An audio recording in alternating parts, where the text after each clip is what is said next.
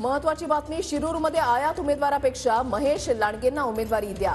राष्ट्रवादीचे माजी आमदार विलास लांडे यांची अजित पवारांकडे ही मागणी आहे. शिरूरमधून आढळराव राष्ट्रवादीच्या तिकिटावर लढणार असल्याची चर्चा आहे. आढळरावांच्या चर्चा सुरू असल्यानं विलास लांडे हे महेश लांडगेंसाठी आग्रही असल्याची माहिती मिळते. तर विलास लांडे ही शिरूर लोकसभा लढवण्यासाठी इच्छुक आहेत.